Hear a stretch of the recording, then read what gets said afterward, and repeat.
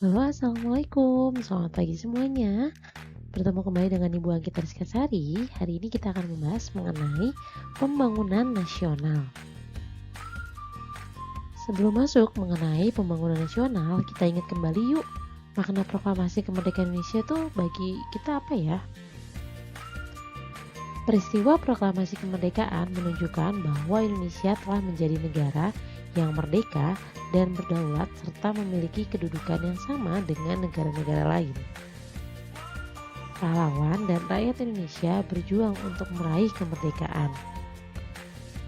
Oleh sebab itu, kita semestinya memaknai proklamasi kemerdekaan dengan sebaik-baiknya. Salah satu tujuan negara Indonesia adalah memajukan kesejahteraan umum. Kesejahteraan umum dapat tercapai dengan pembangunan nasional. Pembangunan nasional itu apa sih? Yaitu upaya pemerintah yang dilakukan secara terus-menerus untuk mencapai kehidupan bangsa yang sejahtera. Pembangunan nasional merupakan tanggung jawab pemerintah, akan tetapi rakyat Indonesia harus mendukung pembangunan tersebut. Dukungan dapat dilakukan dengan persatuan antar masyarakat. Persatuan yang saling menghargai akan menciptakan kerukunan sehingga pembangunan dapat berjalan dengan baik. Pembangunan apa saja ya yang dilakukan oleh pemerintah untuk memajukan kesejahteraan umum? Yang pertama, meningkatkan pendapatan warga masyarakat. Pemerintah dapat membuka lapangan pekerjaan seluas-luasnya atau memberikan modal kepada UMKM atau pedagang-pedagang kecil sehingga warga masyarakat tersebut dapat meningkatkan pendapatan mereka. Dengan meningkatnya pendapatan mereka, juga nanti lama-kelamaan akan meningkatkan pendapatan negara. Yang kedua, penyediaan sarana pendidikan dan kesehatan yang memadai. Negara yang maju diawali oleh kualitas pendidikan yang baik.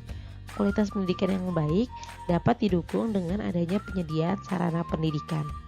Selain sarana pendidikan, sarana kesehatan pun juga harus diperhatikan karena usia hidup rata-rata negara maju itu cukup besar karena adanya sarana kesehatan yang memadai. Selanjutnya, pembangunan jalan. Jalan yang mulus, jalan yang mudah ditempuh oleh kendaraan-kendaraan besar, memudahkan dalam pendistribusian barang. Dengan memudahkan dalam pendistribusian barang, maka harga barang baik yang berada di kota besar maupun di kota kecil itu bisa sama.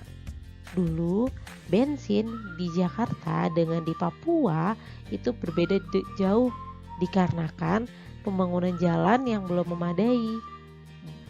Semakin bertambahnya tahun, Indonesia mulai melakukan pembangunan jalan secara besar-besaran.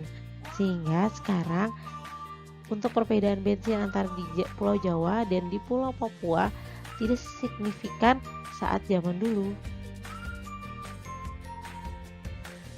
Yang keempat, pelatihan kerja kepada pelajar yang putus sekolah. Nah, ini juga salah satu pembangunan yang dilakukan oleh pemerintah. Dengan dilakukannya pelatihan pekerja bagi pelajar yang putus sekolah. Atau ada juga program baru yang pemerintah yang mengenai kartu prakerja, di mana warga yang masih belum mempunyai pekerjaan diberikan oleh pemerintah program pelatihan agar dia bisa mengembangkan kemampuan yang dimilikinya sehingga dia dapat menciptakan sebuah usaha yang seandainya usaha itu berkembang bisa membuka lapangan pekerjaan sehingga bisa mengajak orang lain yang belum memiliki pekerjaan. Yang kelima, pemberian beasiswa pendidikan kepada pelajar Indonesia. Ini juga salah satu, selain melakukan penyediaan sarana pendidikan, pemerintah juga memberikan beasiswa kepada pelajar Indonesia. Untuk di Jakarta, salah satu beasiswa yang mungkin kamu familiar dengar adalah adanya Kartu Jakarta Pintar. Untuk secara globalnya di Indonesia ada juga Kartu Indonesia Pintar. Ini merupakan beasiswa atau bantuan dana bagi siswa yang kurang mampu sehingga dia dapat memenuhi kebutuhannya dengan membeli alat tulis, seragam, ataupun perlengkapan sekolah lainnya. Dan yang terakhir, melestarikan budaya Indonesia. Budaya yang kita punya tuh banyak banget. Kalau kita lestarikan dan kita perkenalkan kepada dunia luar, maka itu akan meningkatkan devisa negara. Dengan meningkatnya devisa negara, maka seluruh kebutuhan kita yang secara umum itu dapat dipenuhi oleh pemerintah. Bagaimana ya kontribusi kita sebagai warga negara dalam pembangunan nasional? Kita bisa berkontribusi melalui membayar pajak. Pajak merupakan modal pemerintah untuk melaksanakan pembangunan nasional. Pembangunan nasional dapat berjalan lancar jika warga taat membayar pajak.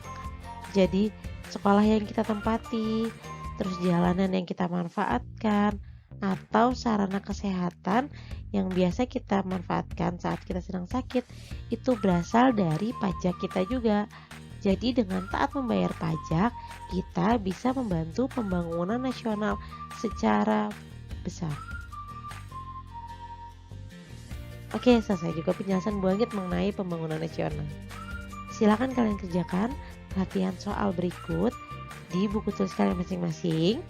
Dan setelah selesai, silakan dikumpulkan ke Google Classroom kalian masing-masing ya. Bu Anggit pamit.